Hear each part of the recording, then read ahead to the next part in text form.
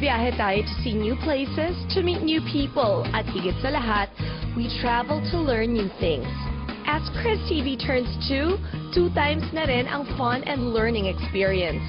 Through Chris Reality TV, hindi lang ganda ng Pilipinas ang ating ipapakita. We'll also try to have a deeper understanding sa kasaysayan at kultura ng bawat lugar na ating bibisitahin. Sa ganitong paraan, we'll definitely learn how to appreciate and take pride sa bansang ating pinagmulan. Ngayong umaga, kasama kayo sa ating muling pagbiyahe. Let's discover and explore the heritage city found in the heart of the Philippines, ang Iloilo. Wonderful! Welcome to Chris TV in Iloilo at bakit ka po posing? Kasama ko si Sweet John Lapo. Yun. And kasama ko, my ate. Wait.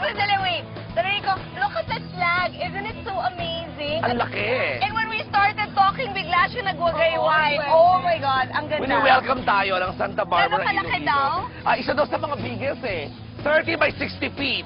So parang ang mga ganyan daw malalaking flag is the one in Luneta and the one in Subic. So, oh my God. Isa to sa tatlo. And Santa Barbara, Iloilo. Para Mabuhay. nag-usap tayo, tayong tatlo, para tayong Philippine flag ngayon. Oo In nga. fairness sa atin. Kayo yung yellow ko. Pwede na ako isabit doon mamaya. Oo, and tuwa mo, gayway. You know, the nice thing about being here, Sweet, is we're gonna enjoy all the delicious food. Diba? Tapos, yung parati ko sinasabi sana na ang tourism natin, mabongga natin in the sense na our churches should be part of the tour, diba? Kasi, lalo na Iloilo, kasi ang dami talagang old churches. Because Correct. si Grace po, dito iniwan in a church. In Haro. At in literal na parang Moses. Wow. Like, the baby was Nakuha lang doon. kasi in the name of the cross. In the, tapos, ate, iniwan the baby there. Okay, nakahanap kay Grace. Binigay siya kay Tita Susan. And then, when she was 4 months old, dun siya na-adopt na at na-baptize. And guess who baptized her? Cardinal Sin. Sosyal. Oo, because at that time, he was something in Haro. Di ba, ang Kabisyak mo na siya, galing? I mean, parang ako, I was so aliw with her story na parang talagang literal na binigay ng Diyos. So, bibisitahin natin yung Haro Church.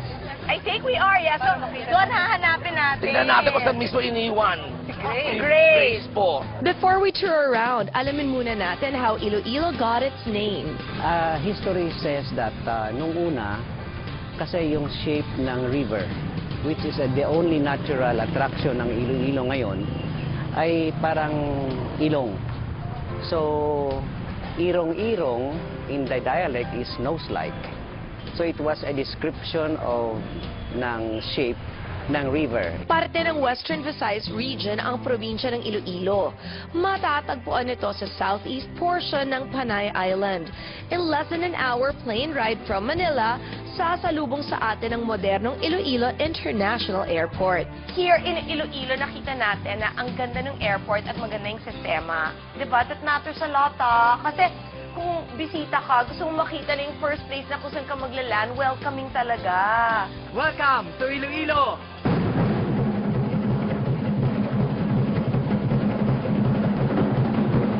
Ang Dinagyang Festival ay isang celebration na ginaganap dito sa lungsod ng Iloilo.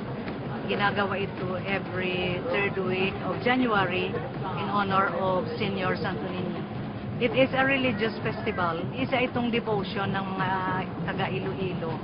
Ang dinagyang, kung sa Tagalog, parang dagyang, yung nagsasaya-saya, mga tao, nag-merrymaking, naggagawa sila ng mga street dancing along the streets of Iloilo City. Kaming mga Ilongga, proud sa among talento.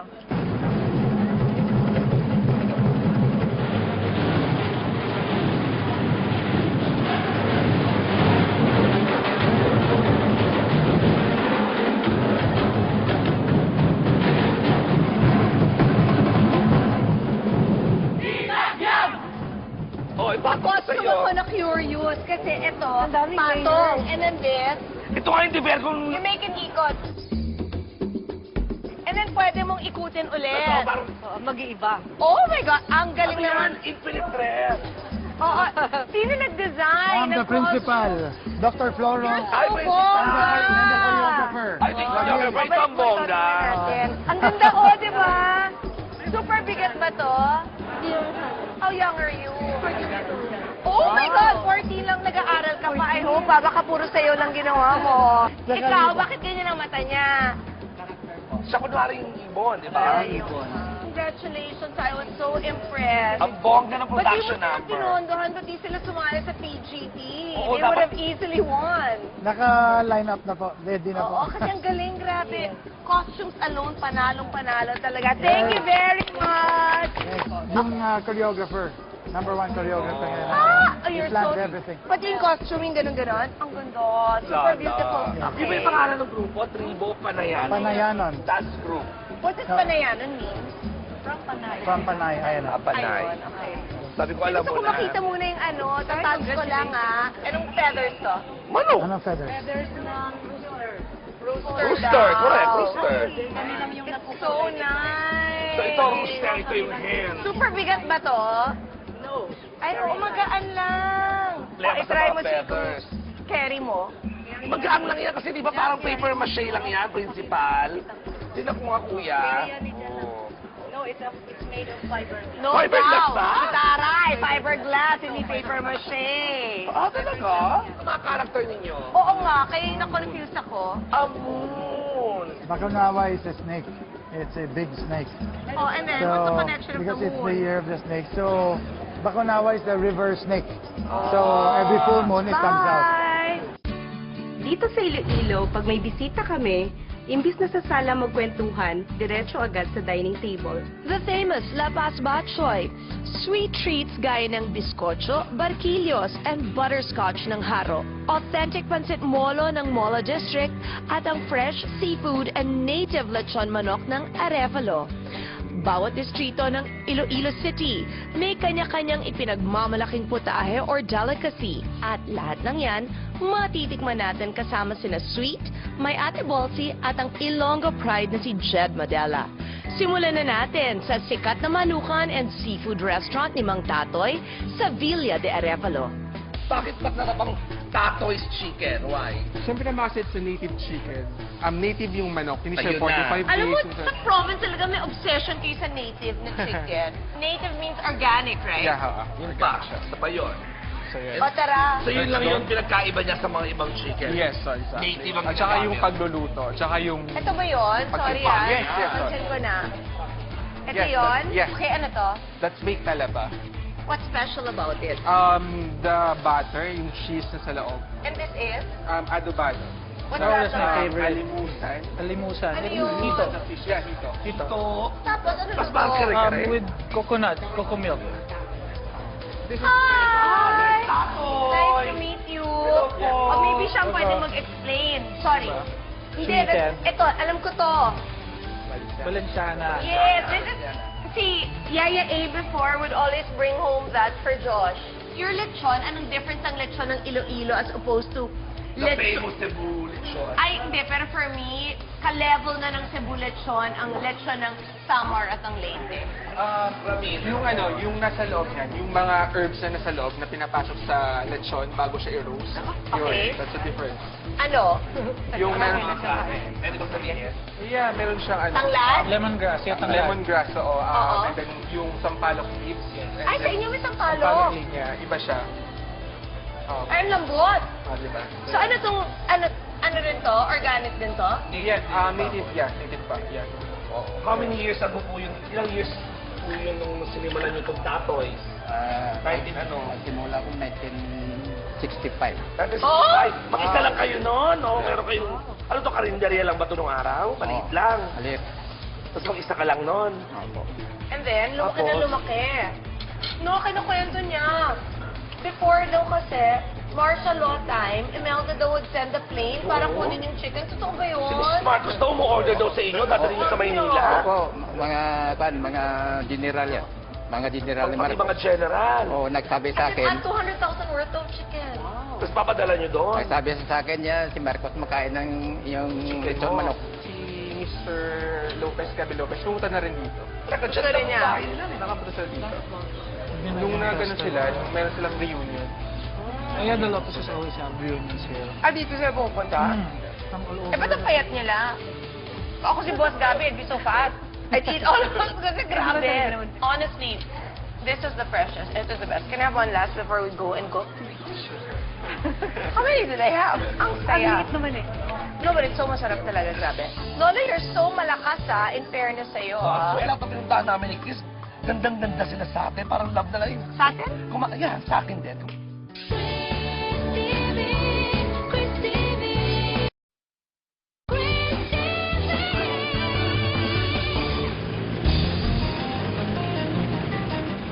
Dito sa Iloilo, pag humingi ka ng patis, toyo ang ibibigay sa'yo. Toyo is more popular than patis here in Iloilo. Ito rin ang isa sa mga pangunahing pampalasa ng Tatoy's lechon manok. What did you start with? Ano yung una? You have the toyo. Toyo. And then? Then you have the vinegar. Anong klaseng vinegar yan? Tuba. Tuba, correct. I love tuba. Yun na. Ito? Yan. Secret. Ha? With? Calamansi lang. Pure calamansi. Oo, naman, ang daming kalamansi na. Pura ba kalamansi dito? Kasi sa Manila, mahal eh. Mahal din. So, mahal ang timpla mo, Tapos no? asin. Ano yung tinatansya-tansya na lang ngayon? Yes, so. I'm sure, through the years. Pinapasok ang salang din sa loob. Ang cute! Super yaman ako kayo. Oh, nakalakas na kayo. I'm sure. Oo. Dahil sa manok. Then this is lemongrass, panglad. Ang lad. Paano gagawin? Buo! Yes, kapatid. Ay, wait. Makinig kayo. Anong nilalagay niya na? Sa balok na. Sampalok. Tapos, sinusoak in the marinade. Bago ipasok sa loob. Correct. At ang puti pala ng native, no? At saka mahabang legs. Kasi mas manilaw-nilaw the one in Manila eh. Yeah. And it's chubby. Ito. At saka ang native ganda din naman, long-legged. Tapos yung yung uling gano'ng katagal yan. Well, yung pagluluto or yung... Kasi di ba kailangan painitin yan until maging puting-puti? There's a certain degree of heat na Hindi naman, kailangan. as long as meron tayong as in, nakaano na siya, nakasindi na lahat, nakasiga na lang. So, okay. Saan mo talaga yung ulo? Gusto kong i-chop yung ulo.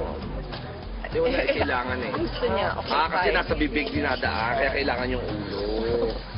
At saka yung paa, dapat Well, that's binabali the yan. good thing about Pinoy walang sinasayang. Ayan, we're done. Tapos papaliguan na ulit yung balat naman, lalagyan ng cherry lang. Matapos ang pagtitimpla sa manok, matyaga itong iniihaw sa uling. Ano yung bilang kekeme? At suwete oil. Lola, you're so malakas in fairness sa'yo. Pwede lang yan sa may oil. Lo, question. Did you ever think na nagsimula siya na tatlo lang na maging ganito na kalaki? Tapos may resort pa kayo? Wala maisip. Galing So sa palagay mo. ninyo, ano ang sikreto ninyo? Bakit napapalago po ninyo ang inyong Quality, negosyo? I think. Yung mga anak ko nakatuloy sa amin pagtrabaho. Tulong-tulong din. So, habang iniihaw, nilalagyan ng tanning lotion. Correct. Taray. Para sa sunbathing lang. No, and the nice thing there talaga is he stayed true to his identity, di ba? Tatoys, nag-maintain. Apart from praying dito, parang feeling ko ang mga Ilonggo, bukod sa dasal, ang hilig kumain, bongga. Eat, pray, and love. Tama sa love. Kasi lahat ng pinuntahan namin ni Chris, gandang-ganda sila sa atin. Parang love na lang yun. Sa atin? Yeah, sa akin din. Kumakaway sila. Sinisigaw nila pangalan ko. At tinan mo, mga taga-Iloilo, maganda rin po ba ako? They said no. I rest my case.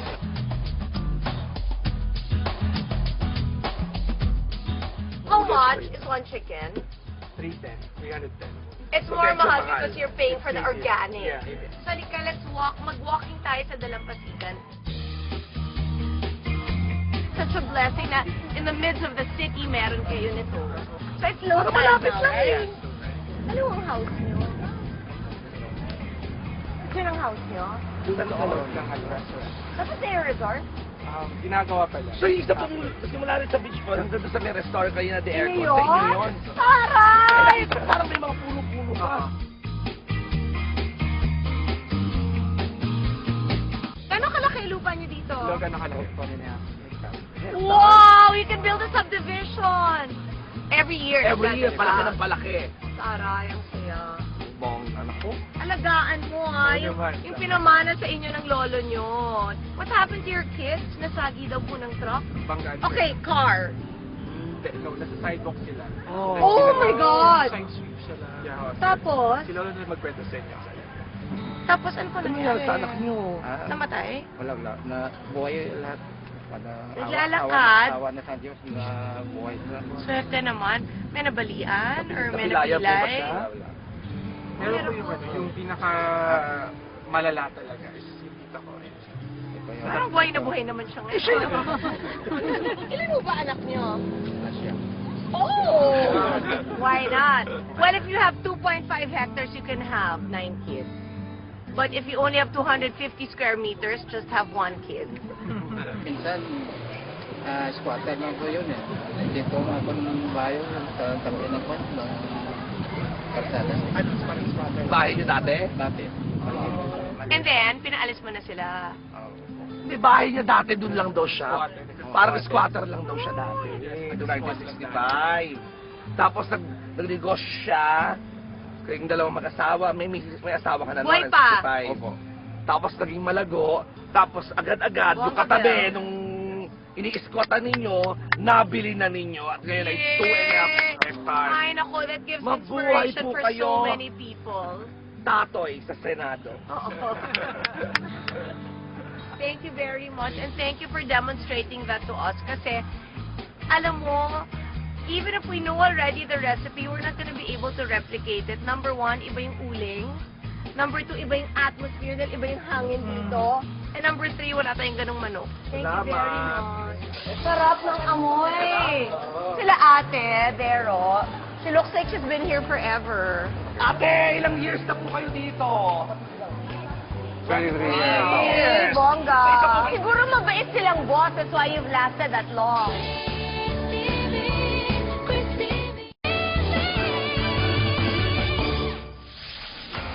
Whenever we travel, hindi mawawala sa ating to-do list ang pagbili ng pasalubong. And here in Haro District in Iloilo City, maraming mabibiling goodies na perfect pampasalubong. Isa na dyan ang De Ocampo Barquillos na nagsimula pa raw noong late 1800s.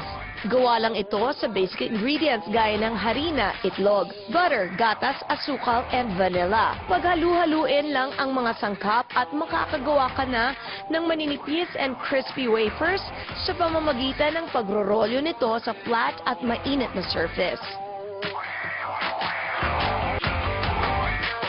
Isa pang sikat na pasalubong item ang biskotso na dating ginagawa lang sa kusina ng pamilya Guadarrama taong 1975.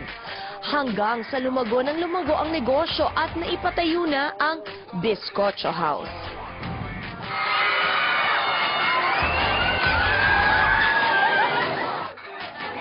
Ayun na si Mr. Biskotso!